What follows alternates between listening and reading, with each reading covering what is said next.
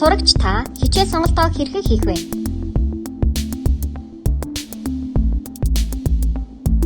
Суралцагчийн студентцэг мэдлэг цэглэмэн системд ангийн багшаас авсан мэдлэг хаяг болон нууц үгээрээ нэвтэрч орно.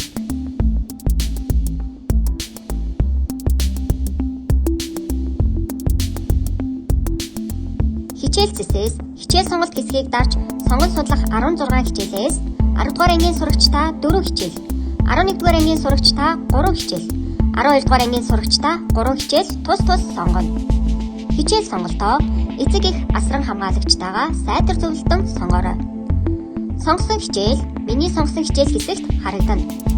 Хичээл сонголтоо хадгалах дараа нь илгээх дарснаар анги удирдсан багшийн системд таны хичээл сонголт илгээсэн төлөвт харагдана.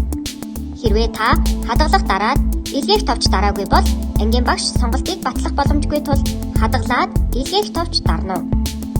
Андуурч буруу хичээл сонгож илгээх дарсан бол ангийн багшид хандаж хянах дарахаас өмнө буцаах товч даруулан хичээл сонголтоо өөрчлөх боломжтой. Анги удирдсан багш хянах товч дарсан бол хичээл сонголтыг буцаах боломжгүй.